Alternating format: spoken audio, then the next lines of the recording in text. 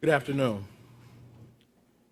Yesterday, when we addressed the deplorable acts committed on social media against an adult male with mental health challenges, I made a public commitment that CPD would hold the individuals in that video fully responsible for their actions.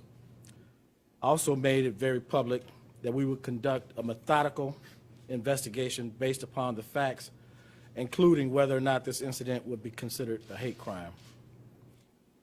Let me be very clear. The actions in that video are reprehensible. That, along with racism, have absolutely no place in the city of Chicago or anywhere else for that matter against anyone, regardless of their race, gender, state of mental health, or any other identifying factor. There was never a question whether or not this incident qualified to be investigated as a hate crime, but as I said yesterday, we need to base the investigation based on facts and not emotion. I'm pleased to announce that the investigation has concluded and charges have been approved by the Cook County State's Attorney for hate crimes, aggravated kidnapping, aggravated unlawful restraint, and aggravated battery with a deadly weapon against all 4 of the offenders in custody. 3 of the offenders have also been charged with residential burglary, and 1 of the offenders has also been charged with robbery and possession of a stolen motor vehicle. As police officers, we took an oath to be guardians of the peace, here to protect every citizen. Because of it, the offenders in this case were apprehended due to the good police work by 11 district officers you see standing behind me. And thankfully, the victim in this incident will recover from his injuries. Now I'm going to ask Area North Detective Commander Kevin Duffin to provide the timeline of the case. Kevin. Good afternoon. Our victim in this case was dropped off on the 31st of December by his parents at a McDonald's in Streamwood, Illinois. He was to meet his friend there, Jordan Hill, who actually ends up being one of the offenders in this case. When he was dropped off, it was under the premise that he would be spending the night with his friend, so his parents naturally didn't look for him until the next day. They then subsequently report him missing in Streamwood. He comes to Chicago. He's at the McDonald's, and Jordan Hill goes and steals a van in Streamwood. He then picks up our victim, who has no knowledge that the van is stolen. He assumed it's Jordan's. They drive to the west side of Chicago, where they basically are driving around and visiting friends for the next 2 days. The victim sleeps in the van. On the morning of the 3rd of January, they go to the address on Lexington, which is where 2 of the other 3 offenders reside, the 2 sisters. And then about several hours later, that's when they bind him and start the assault on him. He is able to escape when a downstairs neighbor calls the police complaining that of all the noise upstairs. The police respond, and the 2 female offenders now go downstairs. They're angry that the police were called. They kick in the door of that apartment. Hence, they are both charged with the burglary. That gives our victim an opportunity to get out, and then he's observed walking down the street by our 11th district officers. Officer Michael Donnelly will explain how they happened upon him. Thank you. Donnelly, D-O-N-N-E-L-L-Y. While at our call, we observed our victim. He was walking with Jordan Mills, at which time I observed him wearing a tank top inside out backwards with jean shorts and sandals on. He was bloodied, he was battered, and due to the cold weather conditions, I approached him for a field interview, at which time, after talking to him, he didn't seem like he was very discombobulated. He was injured, he was confused, and at which time I called an ambulance. I left him with two other officers, Officer Adamski and Officer Cronin, to continue my investigation. I left him with them, which revealed that he was missing and endangered out of Streamwood, Illinois. They contacted Streamwood Police and conducted an investigation, which revealed and put the pieces of the puzzle together for what we have right now.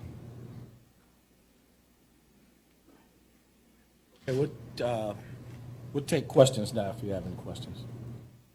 What do you understand the reason for the motive? What do you tell the police why they did this? It appears the fight on prior to him being bound, tied up, and assaulted, the victim tells us he got into a play fight with Jordan, and it escalated from there. The two female offenders then, who are obviously, I mean, you can see on video that they're smoking cigars, which we presume to be blunts. They then get aggravated at him, and that's when they tie him up, and that's the racial slurs and the, the deference to his mental capacity starts coming out. That's primarily one of the reasons that they were charged with the hate crime. Is there a follow-up? Does that indicate that there was any premeditation in it, or did it just kind of escalate? I believe it escalated. There was certainly no premeditation between Jordan and him when the initial fight broke out.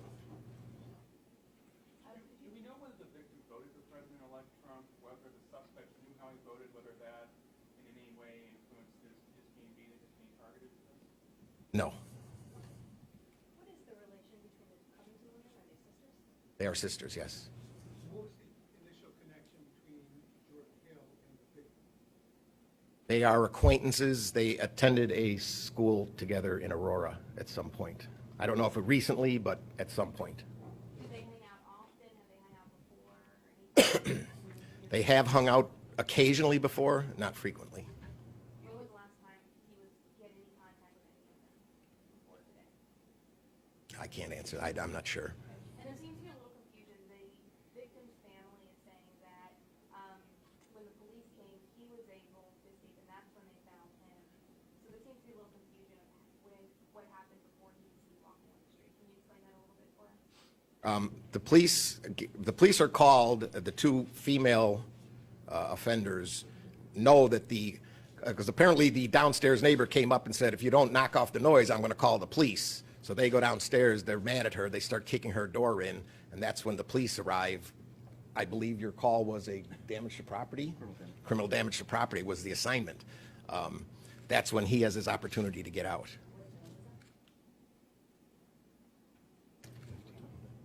About 5:15. 5:15 in the afternoon, Tuesday evening.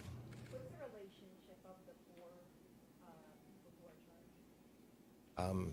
Well, the two girls are sisters, and they're just acquaintances of the other two. No. The bar for a hate crime is really high. What specifically are you guys looking at that really raises it to that? Well, again, I mean, his diminished mental capacity, the fact that they tied him up, the obvious racial quotes that they post live on Facebook. I mean, taken in the totality of the circumstances, the state's attorney agreed with us. I mean, we sought hate crime charges, and they agreed. Just to be clear, was it, you had mentioned the mental capacity, was that the impetus, or was that the strong point of the hate crime, or was it the racial comments? It's half a dozen of one, six of the other. Do you have any insight into why they streamed this on Facebook Live? What was their motivation for, publicizing this as they did? I can't understand why anybody puts anything on Facebook. Can you confirm and describe the attempts the assailants made to extort money from or ransom from the victim's family? How did they contact the parents or anything, any details there? No. There was an extortion attempt. I'm not exactly positive on that. The two detectives that have worked this case solid since Tuesday night, literally, I mean, they passed out this morning. They were so tired. So And I didn't want to wake him up to ask him that question before I walked in here. There were some reports that there had been an extortion attempt. Yes, but I don't know the exact circumstances behind it, so I can't. Did the suspect say anything about being sorry? No. Can you explain the residential burglary charge a little bit more? I'm sorry? Can you explain the residential burglary charge a little bit more? When the downstairs neighbor told them, I'm going to call the police if you don't knock off all that noise, the two females came down and booted her door in, and they actually grabbed something as they were walking out. So hence, it's a forcible entry. Where a theft is concerned, it becomes a burglary. What was the victim doing when all was there? He's in his parents' custody, presumably out at his residence. He's not from Streamwood, he's from where? Crystal Lake.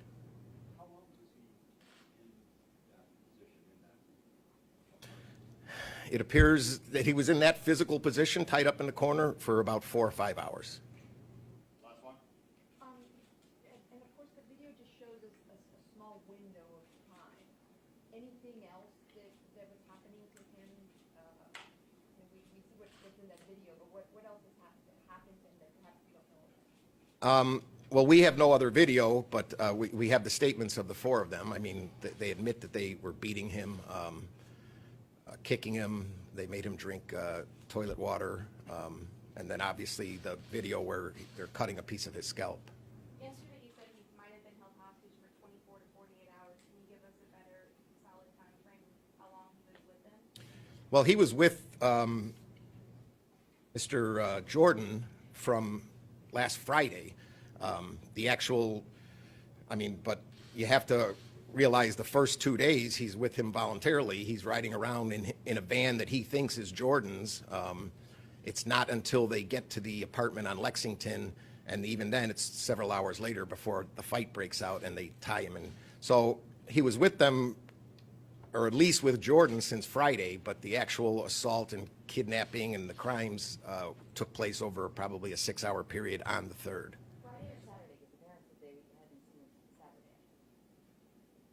What was New Year's Eve? Saturday. I'm sorry, I misspoke. Saturday.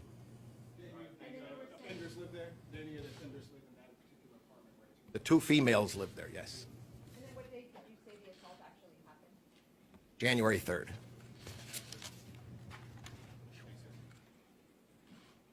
So tomorrow, bond court's at 1 o'clock, mug shots are online.